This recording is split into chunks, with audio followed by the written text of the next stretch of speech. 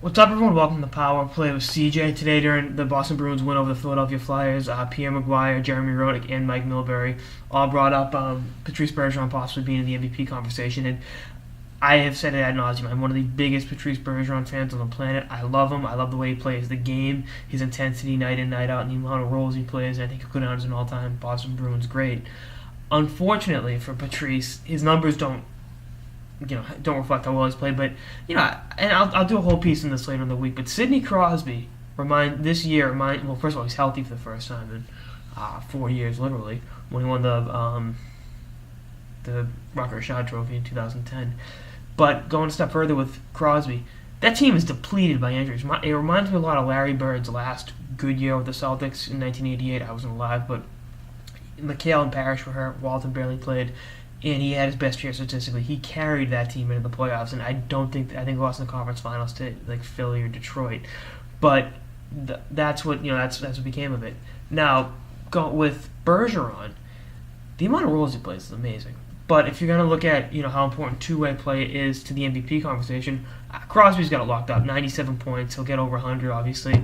And he's plus. And you look at the way the team's been injury riddled.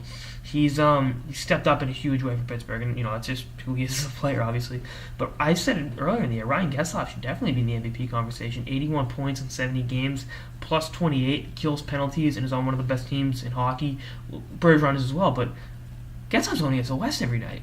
I mean, I'm not knocking the Eastern Conference, but playing against the New York Islanders and the Bruins have a few teams in the division that aren't exactly world beaters. The Florida Panthers, the Buffalo Sabres, guys, teams like that. But going against the LA Kings and San Jose Sharks, teams like that on a night in night out basis, Getzlaf has been phenomenal. He's really bounced back. He had a bad year 2 years ago, and people writing him off, but now he's in fuego again.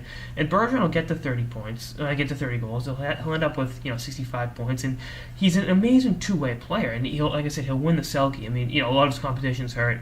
Taves will give him a run for it, but I think Bergeron's been by and large the better all-around player, and that's not a knock on Jonathan Taves. He's a world-class player, one of the best players in the game.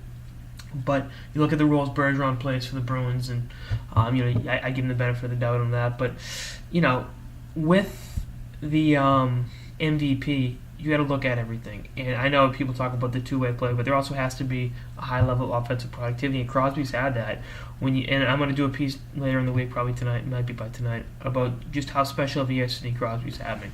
So if I had an MVP vote, Sid gets it. And I think Bergeron finished in the top 10.